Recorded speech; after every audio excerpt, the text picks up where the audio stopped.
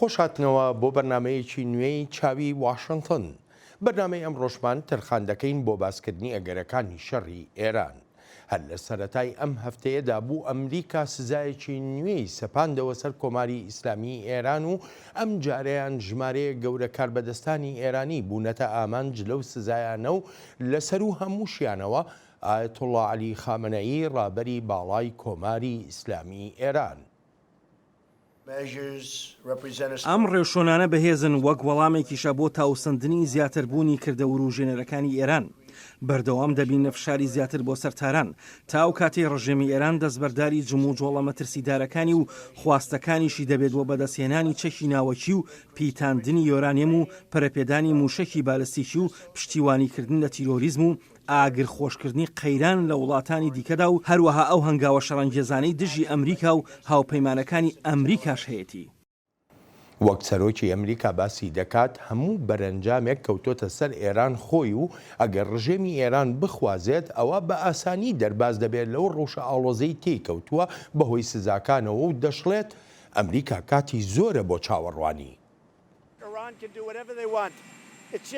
ئێران چی دەوێت دەتوانێت بیکات زۆر ئاساییە من کاتێکی زۆرم بەدەستەوەیە بەڵام ئەوان وڵاتیشان هەیە لە ڕەوشێکی خراپی ئابووریدان ئێستا لە کارەساتیشی ئابووریدایە جا دەتوانن بە خێرایی ئەو ڕەوشە چارەسەر بکەن یان دەتوانن 10 ساڵی دیکە بیکەن هەرچیەک دەکەن بەلای منەوە زۆر ئاساییە جا هەرچیەک دەکەن چونکە کاتی زۆرم بەدەستەوەیە من لێرە دانیشتوم و کاتم زۆرە هاوکات ئەم سزایانە زۆر قورسن و ئەوانیش دەبێت لەگەڵیدا بژین یانەوە تا بڕیاری دروست بۆ خەڵکەکەی بدەن لەو باوەڕەدام کێشەکە لەوەدایە کە ڕێبەرانی ئێران گوێ بە خەڵکی خۆیان نادەن خۆ ئەگەر گوێی پێ بدەن ئەوە ڕێکەوتنەکە دەکەن ئەگەریش نەیکەن ئەوە ینی هەر تەنها گوێ بە خۆیان دەدەن ئەگەر وەهاش بکەن ئەوە خۆپەرست و گەمژەن. گەورە کاربەدەستانی ئەمریکا ئاماژە بە دەوڵەمەندبوونی ڕێبەرانی ئێران دەکەن لە کاتێکدا ئاستی هەژاری لەناو خەڵکی ئێراندا هەروە دێ و زیاتر دەبێت و هەروەها ڕێژەی بێکاریش لە بەرزبوونەوەدایە. ئەوەی جێی سەرنجە ڕێبەری ئاینی ئێران خاوەنی بانکی تایبەتی داراییە بایی چەندان ملیار دۆلارە ئایەتوڵڵا خامنەئی خۆی لەسەر خەڵکی وڵاتەکەی دەوڵەمەند کردووە هەر بۆیە ئێمە بە مافیایی گەندەڵی ئاینی ناودێری دەکەین کە تەنها خۆی تەرخان کردووە بۆ دەوڵەمەندبوون و خەڵکی وڵاتەکەش خستوتە ناو بازنەی هەژاریەوە. نەکە ڕێبەرانی ئێران خۆیان بەڵکو هەندێک وڵاتیش باسییان لەوە کردو ئەو سزایانەی ئەمریکا سەپاندوونیەتە سەر ئێران کاریگەریەکی ئەو تۆیان نییە بەڵام واشنگتن جەخت دەکاتەوە لەوەی کاریگەریەکانی سزاکان ئێرانی خستۆتە قەیرانەوە. ئەوانەی وا هەست دەکەن ئەم سزایانە شتێکی سمبۆڵین ئەوە هەرگیز بەو شێوە نییە چونکە تا ئێستا توانیمانە ڕێک لە دەیان ملیار دۆلار بگرین. ئەم سزایانە ئەو کەسانش دەگرنەوە کە پارەکانی خۆیانیان لا دەشارنەوە هەر بووە بڵێ ئەم سزایانە بە ئاسیکی بەرز کاریگەریان هەن. هەر چۆنێک بێت ئێران هەتا کاتی ئەم بەرنمەیەش ئەو سزایانەی بەهێند وەرنەگرتووە و ئاماژە بەوە دەکا هیچ شتێکیان لێوە دەستەبەر ناکرێت. ئایا هیچ سزایەکی تر ماوە ئەمریکا بسەپێنێتە سەرمان ئێستا و لە ماوەی 40 ساڵی ڕابردوودا نایسەپان دەبێت ئایا لە هەموو ئەو سزایانەدا ئەمریکا چ دەستکەوتێکی هەبووە؟ ئەم سزا نوێیانەی سەپێنراونەتە سەر کۆماری ئیسلامی ئێران دوا بە دوای ئەو راپۆرتە هەواڵیانن کە دەڵێن ئەمریکا هێرشی ئەلکترۆنی کردوێتە سەر کۆمپیوتەرەکانی دەستگا هەواڵگریەکانی ئێران و تارانیش بە پێشێلکردنی یاسای نێونەتەوەیی ناودێری دەکات. چاوی واشنگتن بۆ ئەم هەفتەیە دوو میوانی هەیە. کاترین باوەر لە نێوەندی واشنگتن بۆ سیاسەتی ڕۆژهەڵاتی نزیک. کاترین پێشتر کاربەدەستی وەزارەتی خەزێنەی ئەمریکا بووە و یەکێکیش بوو لە ڕاوێژکارە باڵەکانی ئەو وەزارەتە بۆ سیاست بەرامبەر ئێران. هەر لەم بەرنمەیەدا میوانداری دکتۆر ئالن ماکۆفسکی دەکەین لە نێوەندی فۆر ئەمریکان پرۆگرس. دکتۆر ئالن پسپۆڕی کاروباری ڕۆژهەڵاتی ناوەڕاستە و پێشتریش یەکێک بۆ لە کارمەندە باڵاکانی کۆنگرێسی ئەمریکا. دکتۆر ئالان کاترین زۆر سپاسان دەکەم بۆ ئامادەبوونتان لەم بەرنمەیەدا و کاترین پرسیاری یەکەمیشم لە لای تۆ دەست پێ دەکەم ئەم سزایانە چەندێک کاریگەری دەبێ کات ئەوەی کە سەرۆک ترامپ ئاماژەی پێدەکا چەند گرنگە لەم سزایانەدا ئایا ئەمریکا توانێت 10 ساڵی کەس چاوەڕێ بکە بۆی ئێران ڕەفتارەکانی خۆی بگەڕێت و بگەڕێتەوە سەر مێزی دانوستاندن؟ سپاس بۆ میوانداریەکەت و پێم وایە ئەمە پرسیارەکی گرنگە. ئەوەی دەبینینەوەیە بەڕێوەبەراتی ژمارەیەک سزای جۆراوجۆر بەکاردەهێنێت و دواترینیان ئەوەی هەفتەی ڕابردوو بوو کە سەپێنرایە سەر ئۆفیسی ڕابەری کۆماری ئیسلامی و هێندێک لە سەرکردەکانی پاسدارانی شۆڕشی ئیسلامی. ئەمانە بە شێوەیەکی سەرەکی وەک ناردنی پەیامە. وەک گوێمان لێبوو وەزیری خەزانەی ئەمریکا باسی لە ڕێگەگرتن لە بە ملیار دۆلاری ئێرانی کرد. لە ڕاستیشدا بەر لەوەی ئەم هەنگاوەش بندێت ئەو ڕێو شوێنانە لە بەردەستدابوون و کاریگەری خۆشیانە بووە. جا ئەمە پەیامێکی ڕاستە و خۆیە بۆ ڕابەری باڵای ئێران و پەیامێکی زۆر توندیشە. جا سەبارەت بۆ دۆسیەی کات لەم قەیرانەدا ئەوە گرنگە سەیری ئەو سزایانە بکرێن کە پێشتر سەپێنرابوون و پێم وایە هێشتا ماوێتی بە تەواوەتی کاریگەری ئەو فشارە ئابوووریانە ببینین. دکتۆراڵن دێمە لای جەنابێت. بۆ خۆ دەزانی سەپاندنی ئەم سزایانە لەسەر وەختێکایە کە ڕەوشەکە ئێجگار هەستیارە. ئەمە بێلەوەی کە ئەمریکا ئێرانی گونابار کردووە بە هێرشکردنە سەر کەشتیەکان لە تەنگەی هورمزدا، فڕۆکەیکی بێفڕۆکەوانی ئێرانی خستوەتە خوارێ.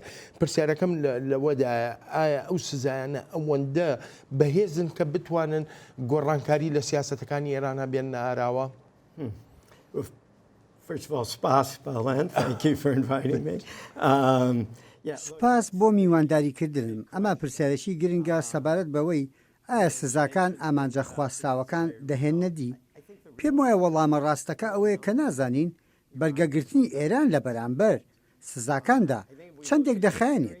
کاتێک سەیری مێژوو دەکەین زۆر هۆکار و هامان لێکە گەشتبین نەبین بەوەی سزاکان کاری خۆیان دەکەن.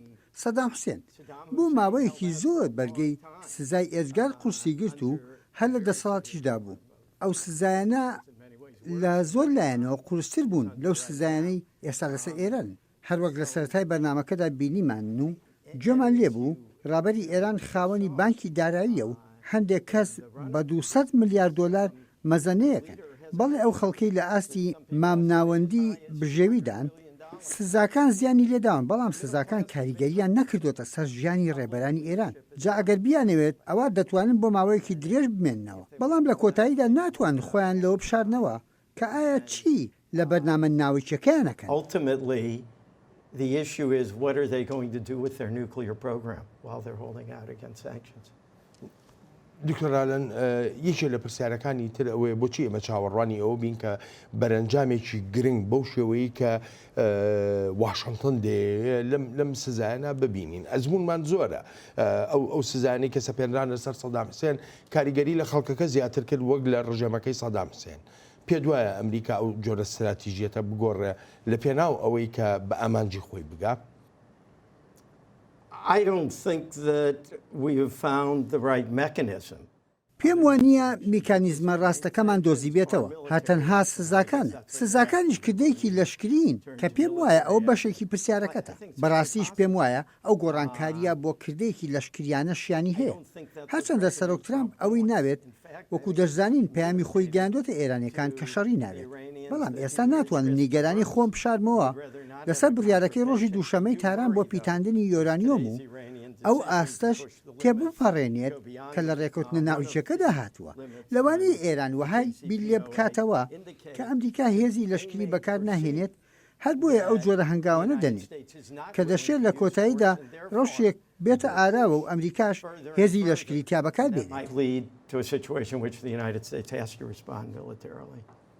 کاترین زۆر بە خێرایی پێم بڵێ پێ دوایە ئەمریکا ئەم سیاسەتی سزایانە بگۆڕێ بۆ هەنگاوێکی تر هەرچیەک بێ ناڵێم شەڕ، بەڵام هەرچیەکی کە بێ کە بە خێرایی کاریگەری سزاکان ببینێ. I think what we've seen from the escalation within the last couple of weeks or months. پێم وایە ئەو بەرزبوونەوەی لە ئاستی ئاڵۆزیەکاندا لە یەک دوو هەفتەی ڕابردوو یان لە ماوەی ئەم مانگەی ڕابردوو بینیمان پێمان دەڵێت بەڕێوەبەراتی یان با بڵێم سەرۆک ترامپ ناخوازێت قەیرانێکی تر شەڕێکی تر لە ناوچەکەدا بێتە ئاراوە. هەرخۆی هەندێک دوودڵی نیشانداوە و هەر بۆیەشە پێم وایە بەردەوام ئەو ئەگەرە دەبینین و بەرزبوونەوەی ئاستی پشێویەکانی شیانیان زۆرە، بەتایبەتی ئەگەر هەڵسەنگاندنی هەڵە بکرێت یان ڕووداوی هەڵا ڕوو بدات ئەوە ئەو ئەگەرە زیاتر دەبێت. پێم وایە ئەمریکا زیاتر ڕێی نردنی ئەم جۆرە پەیامانە دەگریتە بەر بۆ ئێران و ڕێبەرانی ئێرانیش کە هێرشکردنە سەر کەشتەکان یان خستنە خواری فڕۆکە بێفڕۆکەوانەکان جێی قایلبوون نین. ڕێگەی وەک هێرشی ئەلکترۆنی بۆ تێکدان و ئەو شتانە لە ئێستادا ئەگەریان هەیە، بەڵام ئەوەی بۆ ئەگەری شەڕی لەشکریانە نا پێم وانییە لە ئێستادا ئەو ئەگەرە زۆر بێت. For right now, maybe there's a less a possibility of an open or hot conflict. ئەلبەتە بەشێکی ئەم سزایانە لە پێناوەدایە کە ئێران بگەڕێتەوە سەر مێزی دانوستاندن لەگەڵ ئەوەشدا کە ڕەوشەکە ئاڵۆزە هەموو ئەگەرەکان بەکراوەیی ماونەتەوە لەم قەیرانەی نێوان ئەمریکا و ئێراندا و ئێران سزاکانی بەداخستنی دەواازە دیبلۆماسیەکان داناوە، بەڵام واشنگتن ئێستاشی لەگەڵدا بێ داوای دانوستاندن دەکات. سەرۆک ترامپ دەرگاکەی بەکراوەیی هێشتۆتەوە بۆ دانوستاندنێکی ڕاستەقینە بە مەبەستی کۆتایهێنانێکی تەواوەتی و پشڕاستکراوەی بەرنامەی چەکی ناوچی ئێران و سیستەمی مۆشەکی باڵستیکی و پشتیوانیکردن لە تیرۆریزمی نێونەتەوەیی و هەروەهاش جموجۆلە زیانبەخشەکانی ئێران لە سەرانسەری جیهاندا. ئێستا ئێران تەنها ئەوەی لەسرە لەو دەرگا کراوەیە بێتە ژوورێ. ئەگەرچی هێشتا هاوڕاییەک لە نێو کۆمەڵگەی نێونەتەوەییدا نهاتۆتە ئاراوە بەرامبەر بە ئێران، تاران ئاگاهی دەدا بەوەی لە ڕێکەوتنە ناوچەکەی ساڵی 2015 دەکشێتەوە و واشنگتنیش دەڵێت کشانەوەی ئێران لەو ڕێکەوتنە پەیوەندی نییە بە سیاسەتی ئەمریکاوە بەرامبەر تاران. بەلامەوە قورسە کێشەیەک لەوەدا ببینم داوە لە وڵاتێکی وەک ئێران بکرێت یاسایی نێونەتەوەی بۆ سەقامگیری بەجێ بگەێنێت کاتێک باس دێتە سەر ئازادی هاتوچۆ یان کاتێک داوای لێ دەکرێت ڕەفتارەکانی گونجاون وەک هەر وڵاتێکی تری ئاسایی. کێشەکە لەوەدا نابینم. پەیامەکە بۆ ئێران ئەوەیە ئەو جموجوڵانە ڕابگرە تا ڕەوشەکە لای ئەوانەوە ئاڵۆز نەکرێت و هەروەهاش لەگەڵ ئەمریکا و هاوپەیمانەکانیدا دانیشە تا وتیوێژ لەسەر پێشەوە چوون بکرێت. ئەمریکا هەوڵیش دەدا تا پشتیوانی ناتۆ بەدەست بێنێ لەم ئاڵۆزیەدا و ئێران ناچار بکرێت گەڕێتەوە سەر مێزی دانوستاندن. هاوپەیمانەتی ناتۆ پشتیوانی خۆی بۆ دانوستاندن دەربڕیوە.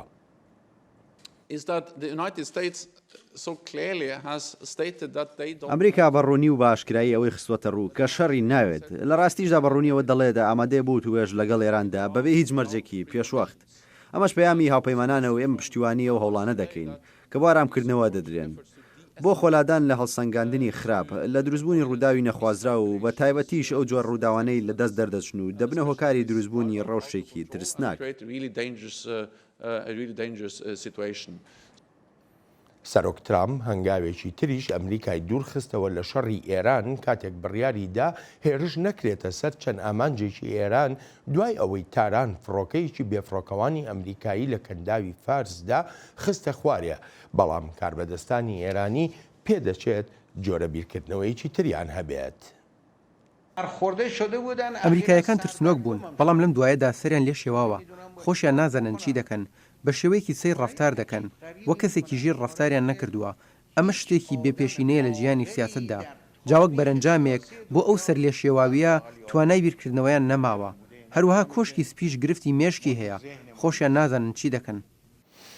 دکتۆراڵەن لە پاش خستنە خوارەوەی فڕۆکە بێفڕۆکەوانەکە وەکو لێرە لە واشنگتن ئاماژەی پێدەکرا بڕیار هەبوو کە هێرش بکرێتە سەر ئامانجێکی ئێرانی لە ناو ئێراندا، بەڵام سەرۆک ترامپ ئەو هێرشەی هەڵوەشاندەوە یاخو ڕایگرت هەر هیچ نەبێ با بڵێین بۆچی ڕایگرت.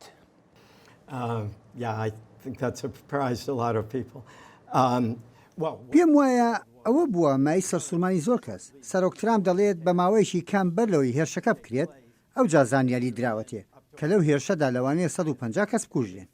ئیتر سەرۆک پێی وا بووە ئەوە گونجاو نییە لە بەرامبەر خستنە خوارەوەی فڕۆکەیەکی بێفڕۆکەواندا کە کەسی تێدا نەکوژراوە. ئەوە باسکردنەکەی سەرۆک خۆی بوو کە باسم کرد. ئیدی لەوانەیە فاکتەرێک بوو بێت هەرچەندە بڕواکردن قورسە بەوەی کە ماوەیەکی کەم بەر لە هێرشەکە زانیاری درابێتێ. پێم وایە یەک دوو فاکتەری تریش هەبوون لەوانە ئەمریکا دەزانێت گرفتی متمانەی هەیە ڕای جیاواز لە نێوان ئەمریکا و ئێراندا هەیە لەسەر ئەوەی ئایا فڕۆکە بێفڕۆکەوانەکە لە ناو سنووری ئاسمانی ئێراندا بووە یان لە سنووری نێونەتەوەییدا بووە ئەم ڕووداوە پاش هێرشکردنە سەر کەشتیەکان بووە کە ئەمریکا دەڵێت ئێران ئەو هێرشانەی کردووە بەڵام بەبێ ئەوەی بەڵگەیەکی ئەوتۆ بخاتە ڕوو جا پێم وایە نیگەرانیش هەبووە سەبارەت بەوەی ئایا لەسەر ئاسی نێونەتەوەیی چۆنە و هێرشەی ئەمریکا لێگەدرێتەوە ئەمە بێ لەوەی دیگەرانیش هەبوون بەرامبەر شیانی وەڵامی ئێران بۆ ئەو هێرشە و ئەگەری بەرزبوونەوەی ئاسی ئاڵۆزیەکان کە لەوانە بوو ئێران ڕاستەوخۆ بەرامبەر ئەمریکا هیچی نەکردایە لەوانەیە بەرامبەر ئیسرائیل شتی بکردایە یان حوسیەکان شتێکیان دژی عەرەبستانی سعودی بکردایە ئیتر لەوانەیە سەرۆک ترامپ لەسەر ئەو بنچینانە ئەو بڕیارەی خۆی گۆڕی بێت کە ئەو هێرشە ئەو هەموو مەترسیانە ناهێنێت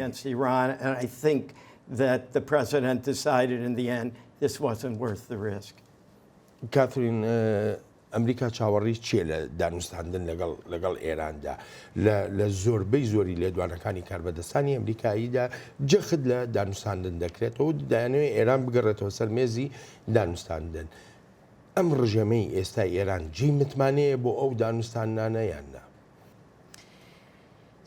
what the US wants isn't جاوای ئەمریکا دەیەوێت مەرجنی هەمیشە ڕوون و ئاشکرا بێت ئەوە تا 12 خاڵمان هەن کە وەزیری دەرەوەی ئەمریکا دەستنیشانی کردوون و هەموو شتێکی تێدایە لە کۆتوبەندکردنی بەرنامە ناوچەکەوە وەک ئەوەی لە ڕێککەوتنە ناوچەکەدا هەمان بووە تا دەگاتە ڕاگررتنی پشتیوانیکردنی هێزە تەروریستەکانی سەر بە ئێرانن یان لایەنگری ئێرانن لە ناوچەکەدا باشترکردنی تۆمارەکانی مافەکانی مرۆڤ لە ئێراندا و ژمارەیەک مەرج و داواکاری تریش بەڵام ئەوەی لەم دواییانەدا لە سەرۆک ترامپ جۆمان لێبوو ئەوەیە کە دەیەوێت ئێران چەکی ناوکی نەبێت و ڕاگررتنی ئێران لە پشتیوانیکردنی تەروریزم بە پلەی دوو دێت لای سەرۆک ترامپ جا پێم وایە ئەگەر دانوستاندن بکرێت کە بڕوام وایە پێ ناچێت دانوستاندنی ڕاستەوخۆ بکرێت لە ئایندەیەکی نزیک یان کەمێک دوورتردا خۆ ئەگەر دانوستاندن بکرێت ئەوا دەشێت زۆر بەرفراوانتر بێت وەک لەوەی پێشوکراوە بەڵام پێ ناچێت هەر هەموو 12 خاڵەکە لە خۆ بگرێت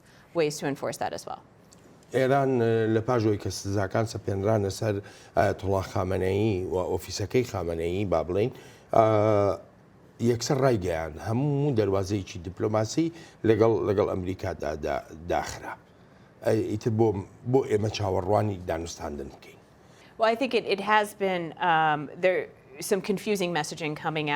پێم وایە پەیامی تێکەڵ و پێکەڵ لای بەڕێوەبەراتیەوە هەن و لە واشنگتنەوە ئەو پەیامانە دەدرێن. هەفتەی ڕابردوو وەزیری خەزانەی ئەمریکا وتی سەزاکان وەزیری دەرەوەی ئێرانیش دەگرێتەوە ئەمەش وەک داخستنی کاناڵی دانوستاندنە چونکە ئەگەر بکرێت ئەوە وەزیری دەرەوەی ئێرانە ئەو دانوستانە دەکات بەڕاستیش ئەوە هەنگاوێک و سزایەکی زۆر قورس دەبێت هاوشێوەی سزاکەی سەپێنرایە سەر ڕابەری کۆماری ئیسلامی هەر بۆیە پێم وایە جۆرە پەیامێکی تێکەڵ دەنێرێت ئەمە لای بەڕێوەبەراتی بەشێکە لە سیاسەتی سەپاندنی بەرزترین ئاستی فشار کە هەوڵ دەدرێت چەندێک بتوانرێت بەهێز و کاریگەر بێت تا دەگاتە ئەو ئاستەی ئێران دەگەڕێتەوە سەرمێزی دانوستاندن. where they think that Iran will return to the table.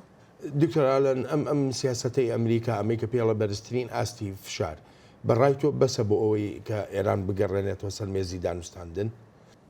As we discussed in the last segment, بەڵێن وەک پێشتر باسمان کرد پێم وایە زۆر قورسە و پێش ناچێت سزاکان ئێران بگەێنێتە سەر مێزی دانوستاندن لە ئایندەیەکی نزیکدا چونکە شەرمەزاریەکی گەورە دەبێت بۆ ئێران بگەڕێتەوە سەر مێزی دانوستاندن و پێشتر ڕێکەوتنیشی لەگەڵ ئەمریکادا مۆر کردووە کە سەرۆکێکی تری ئەمریکا نێوەنگیری کرد ئێستا جارێکی تر بگەڕێتەوە و وتوێش لەسەر ڕێکەوتنیشی تری قورس بکاتەوە بۆ ئێران قورسەوە بکات جا بەڕاستی پێم وایە ئێران ئێستا ناگەڕێتەوە سەرمێزی دانوستاندن لەگەڵ بەڕێوەبەرایەتەکەی ترامپدا ئێران هیوای شیوایە لە هەڵبژاردنەکەی 2020دا شکست بە ترامپ بهێنرێت و کاران دەستپێکێکی نوێی هەبێت ئێستا قسە و باسێک هەیە کە خۆم لێشێک لەو لێکۆڵەرەوە ئێرانیەکان بیستومە و دەڵێت پێویستە ئێران بگەڕێتەوە سەرمێزی دانوستاندن چونکە هەر ڕێکەوتنێ لەگەڵ ترامپدا بکات ئەوە دەبێتە ڕێکەوتنێکی پەسەندکراو لەلایەن هەموو دامەزراوە سیاسەکانی ئەمریکاوە پێشم وایە ئەوە ڕاستە لە ڕووی لۆژیکی و استراتیژیەوە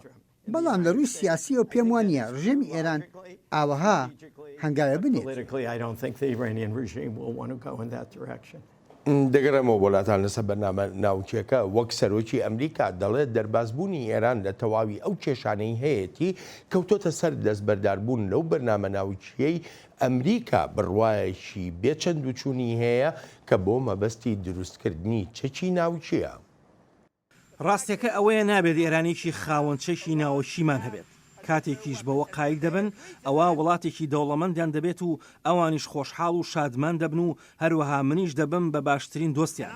هیوادارم ئەوە ڕووبدات و هیوادارم وەهاش بکەن، بەڵام لەوانەشە نیکەن. وەزارەتی دەرەوەی ئەمریکاش بەردەوامە لە هەوڵەکانی خۆی بۆ هێنانە ئارای تێگەیشتنێکی جیهانیانە کە ئێران لە ڕۆژهەڵاتی ناوەڕاست و لە جیهانیشدا سەرچاوەیە کە بۆ ئاژاوە و ناسەقامگیری ئاسایشی و سیاسیش. پێویستە وڵاتانی جیهان بزانن ئێمە بەردەوام دەبین تا دڵنیابین کە تێگەیشتن هەیە لەوەی ڕێگە نادەین ئێران سەرچاوە لێ دەستدا بێت بۆ هەندانی تیرۆریزم و دروستکردنی چەکی ناوەکی و دروستکردنی بەرنامەی موشکی. جا ئێمە ڕێگە نادەین ئێران ئەو سەرچاوانەی هەبن تا بەرژەوەندەکانی ئەمریکا و هەروەهاش گەلی ئەمریکا لە سەرانسەری جیهاندا پارێزراو بن. تا ئێستاش کۆمەڵگەی نێونەتەوەیی وەها لەو ڕێکەوتنە ناوچەی ساڵی 2015 دەڕوانێت کە هۆکارێک بۆ هێورکردنەوەی نیگەرانیەکان و داواش دەکا خۆ دوور بخرێتەوە لە هەموو ئەو هۆکارانی دەبنەمایی تێکچوونی ڕەوشی وەک دەڵێت هەموو جیهان. هەمیشە بڕوام بەوە بووە و بەردەوامیش هەر بڕوام بەوە دەبێت ڕێکەوتنە ناوکێکە بەرەنجامێکی گرنگ بووە کە پێگەیشتون. فاکتەری سەقامگیری بووە و زۆریش گرنگە بپارێزرێت. بۆ خۆم ئەو داوایم لە هەموو لایەنەکان کردووە بە ئیرانیشەوە تا ڕەوشەکە لە کەندا و هێور بکەنەوە. ئەوە شتێکی سەرەکیە خۆ لا بدرێت لە هەر بەرەنگار بوونەوەیەک لە کەنداودا. پێم وایە جیهان بەرگەی ناگرێت. ئەوروپاش هەمان ڕوانینی هەیە و هەموو چاوەڕوانیەکانی خۆی خستوەتە سەر ئەگەر و نەگەری هەوڵە دیپلۆماسیەکان. بێگومان ئێمە لەسەر ئەم ڕەوشە نیگەرانیمان هەن، بەڵام پشمان بە دانوستاندنی دیپلۆماسیانە و چارەسەری سیاسیانە بەستووە بۆ ئەم ڕەوشە زۆر ئاڵۆزە. بەڵام پێدەچێ هاوڕاییەکی شەبێ وەک کاربەدەستانی ئەمریکایی باسی دەکەن ئەگەر بێت و ئێران لە ڕێکەوتنەکە بکشێتەوە یان ئەگەر بەندەکانی ئەو ڕێکەوتنە پێشێل بکات. پێم وایە ڕایشکاری ئەڵمانیا ئەنگەلا مێرکل و ڕێبەرانی تری ئەوروپا سەرۆکی ئەمریکا دانڵد ترامپ هەر هەموو تویانە ئەگەر ئێران پێشێلکاری ئەو کۆتوبەندانەی ئێستای بکات ئەوە ڕوبەڕووی بەرەنجامی خراپ دەبێتەوە. سزاکانی ئێمە ئەو مافە بە ئێران نادات بەرنامە ناوەکیەکەی خێراتر بکات. وڵاتی پێشەنگ لە جیهاندا بۆ پشتیوانی لە تیرۆریزم هەرگیز نابێت توخنی چەکی ناوەکی بکەوێت و پێویستیشە ئێمە چەندێک بتوانین ئەم ڕێبازە بسەپێنین. ڕژێمی ئێرانیش کشانەوەی ئەمریکا لەو ڕێکەوتنە و سزاکانی ئەمریکا بۆ سەر ئێران بە هۆکاری سەرەکی قەیرانەکە دەزانێت، بەڵام باس لەوە ناکات کە تا ئێستا ئێران ئاماژەیەکی نەداوە بەوەی ئامادەیە بۆ دانوستاندن.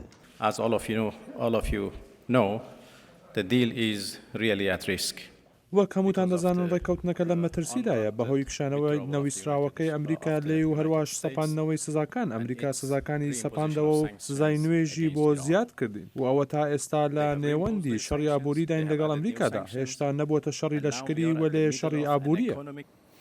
کاترین وەکو جۆمان لێ بوو ئەگەر بێت و ئێران دەست بکاتەوە بە پیتانی یۆرانیۆم بەو شێوەیە کە دەیەوێت و پێشێلی ڕێکەوتنەکەی 2015 بکە ڕوبەڕووی بەرەنجامی خراپ دەبێتەوە. بەرەنجامی خراپ بەمانای شەڕە بەڕایتەوە.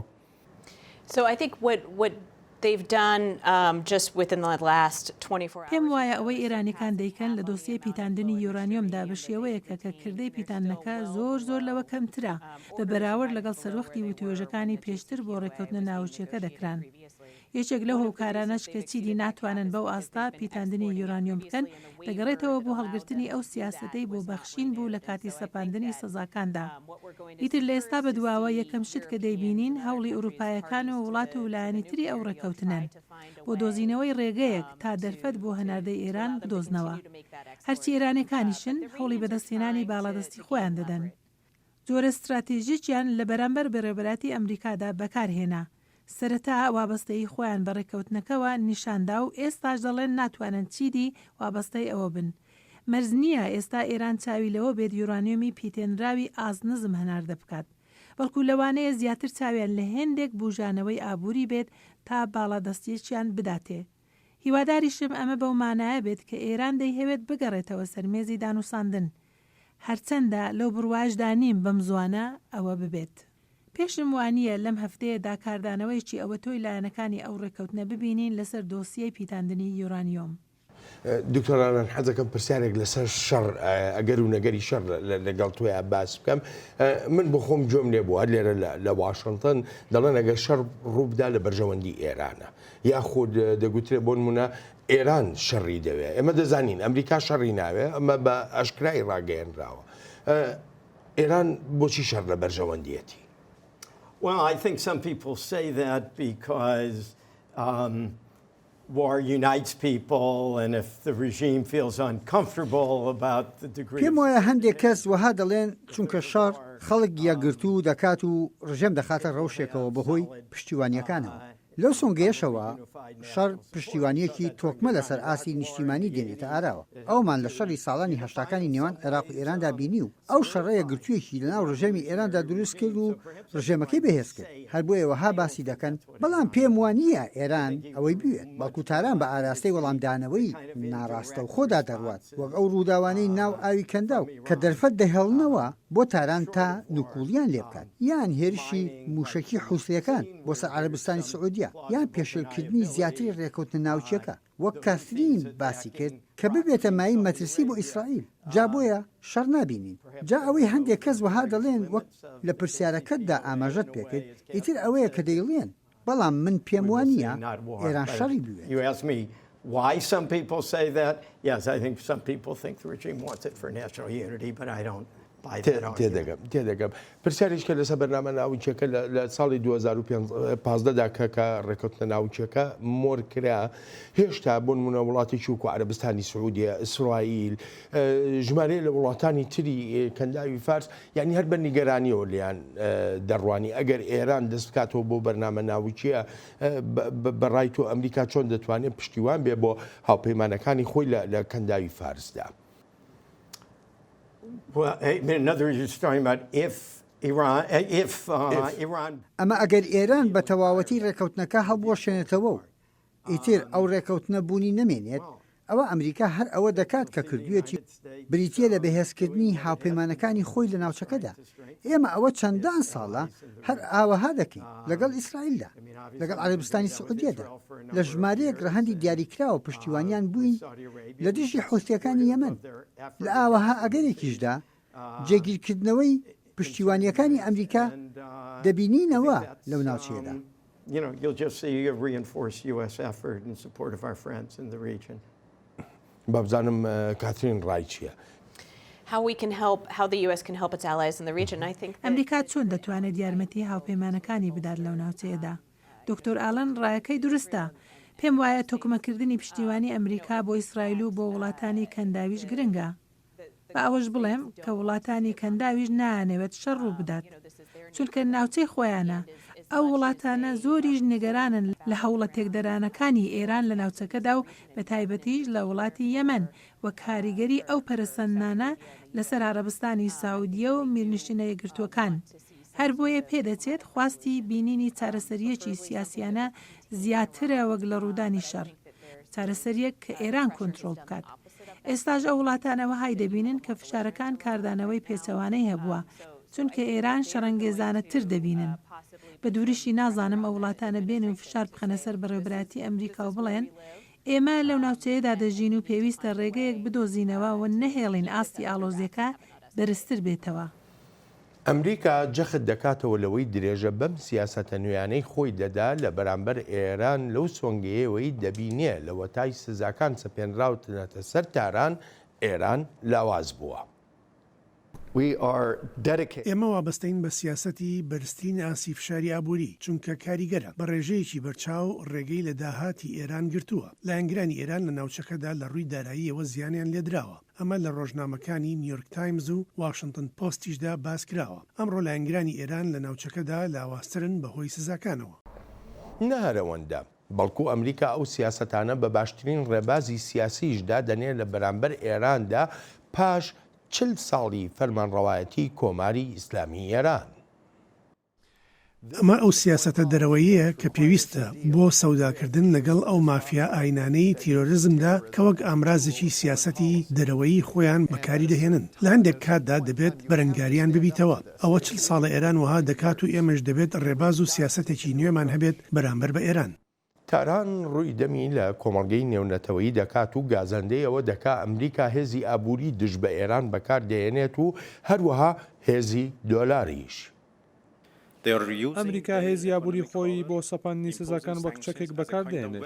ئێمە ئێستا لە بەردەم بیرۆکەیەکی نوێداین ئەویشکردنی دۆلارە بە چەک و ئەمەش ئەوەیە کە ڕوبەڕووی دەبینەوە. ئەمریکا دۆلار وەک چەکێک بەکاردێنێت بۆ سەپاندنی ڕەوانیەکان و سیاستەکانی خۆی بەسەر وڵاتانی تردا جاییتر پێویستە ئەوە ڕابگیرێت. دکتۆرالان هەروەکو جۆشمان لێبوو ئەوەی کە باسیش دەکرێت لە ئەنگرانی ئێران لە ناوچەکەدا لاواز بوون بەڵام ئەمە بەو ممانە نییە کە ئێمە چاوەڕوانی ئەوە نەبین ئەم لە ئەنگرانەی ئێران حزب الله بێ حوتیەکان بێ میلیشیا شیعەکان بێ لە عێراقدا هەر لە ئەنێک بێ کە کاردانەوەیان نەبێ بەرامبەر هەم ئەمریکا و هەم بەرژەوەندیەکانی ئەمریکاش. ئەمریکا چۆن دەتوانێت خۆی بپارێزێ؟ This has been a problem for a long time, and using proxies is. ئەمە بۆ ماوەیەکی درێژخان کێشە بووە بەکارهێنانی لایەنەکانی سەر بە ئێران یەکێکە لەو ڕێگایانەی ئێران بەباشی دەزانێت و بەکاریشی دەهێنێت بۆ بەرپەرزانەوە یان وەڵامدانەوەی سزاکان و هەروەها سیاسەکانی تری ئەمریکا. تاران ئەو لایەنگرانەی خۆی بەکاردەهێنێت چونکە دەرفەتی نکوڵیکردنی پێدەبەخشێت. بەڕاستی ئەمریکا هەستیارە بەرامبەر بەوە و بە تایبەتیش لە سووریادا بەرامبەر بە حوثیەکان. حزب وڵای لوبنان دەبینین ئەمانە لە هەندێک بواردا کاریان کردوتە سەر سعودیە و ئیسرائیل. پێم وایە یەکێک لەو شوێنانەی ئەرکەکە بۆ ئەمریکا قورسە وڵاتی عێراقە چونکە حکوومەتێکی هەیە زۆر نزیکە لە ئێرانەوە. حکوومەت زۆر بە زەحمەت دەتوانێت بەرەنگاری ئێران بێتەوە چونکە وڵاتێکە زۆرینەی دانیشتوانەکەی شیعان. تا چەند ڕۆژێک لەمەوبەر وەهامان دەزانی هێرشی موشکی حوثیەکانە بۆ سەر بۆ لێنەوتەکانی عەرەبستانی سعودی. بەڵام دەرکەوت لایەنێکی شیعای عێراق کە سەر بە ئێرانە ئەو هێرشەی کردووە یان هەر هیچ نەبێت پێدەچێت کردوێتی. جا بۆیە عێراق ئەرکە قورسەکەی ئەمریکایە. So yes, I think Iraq is the most difficult of those arenas. چۆن نەتوانرێ ئەوە چارەسەر بکرێت لەگەڵ عێراقدا ئەمریکا توانێت چی لەگەڵ عێراقدا بکە؟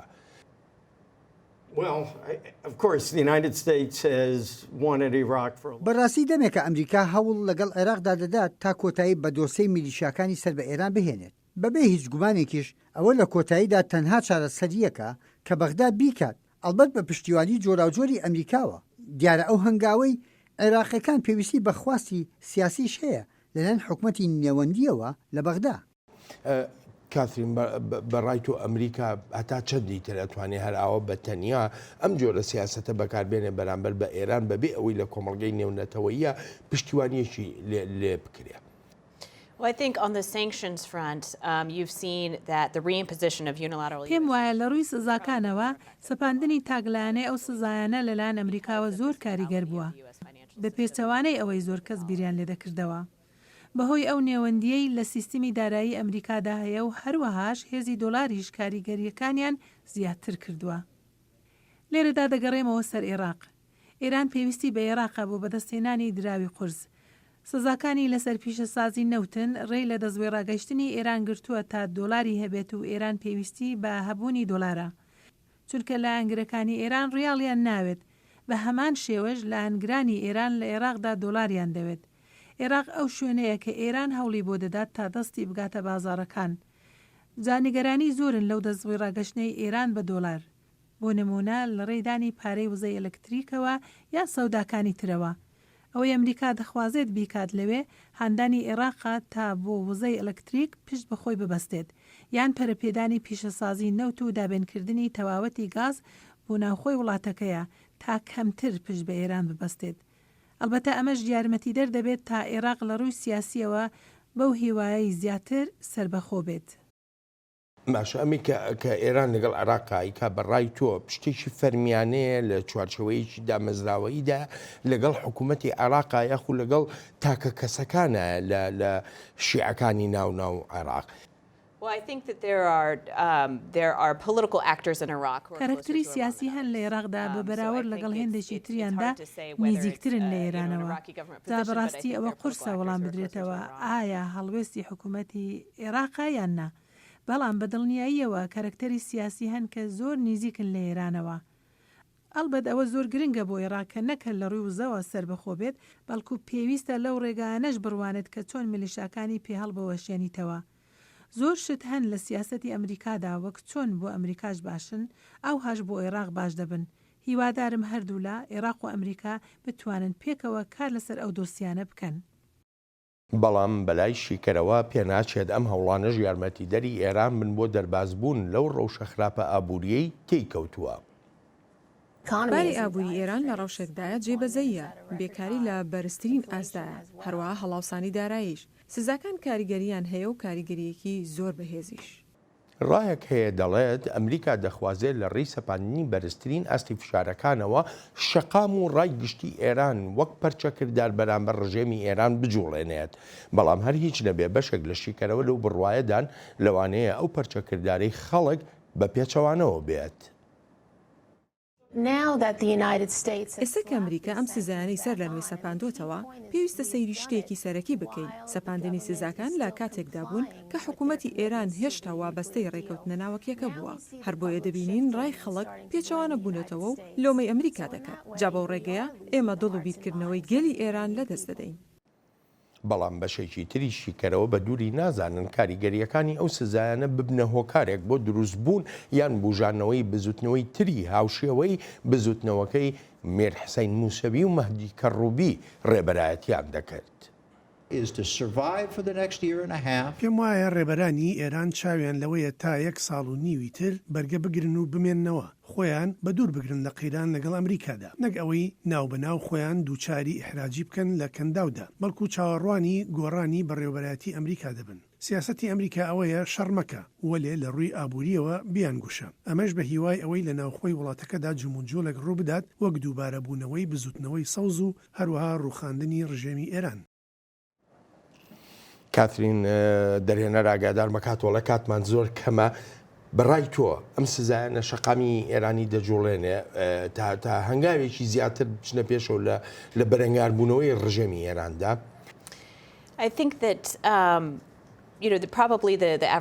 پێم وایە بەڕاستی بەهۆی ئەم سزایانەوە وەک لە یەکێک لە بەشەکانی ئەم بەرنمەیەدا ئاماژەی پێکرا، خەڵک زیاتر دووچاری مەینەتی بوونەتەوە بەهۆی سزاکانەوە وەک لە ڕژێمی ئێران و ڕێبەرانی ڕژێمی ئێران.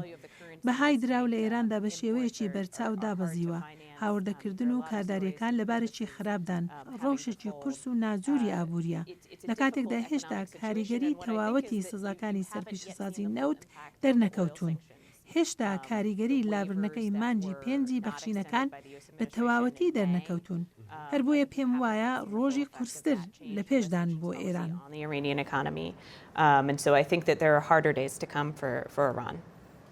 دکتۆرالەن بۆ خۆ دەزانی ئێران هەموو هەوڵێک بەکاردێنێ ینی بۆ ئەوەی دەرباز بێت لەم سزایانە لە ئێستاشدا بە دوور نازانرێ کۆماری ئیسلامی ئێران لەگەڵ ئۆپۆزیسیۆنەکانی ئێرانیدا بە ئۆپۆزیسیۆنی کوردیشەوە بکەوێتە دانوستاندن وەک هەوڵێکی تر بۆ خۆ دەربازکردن.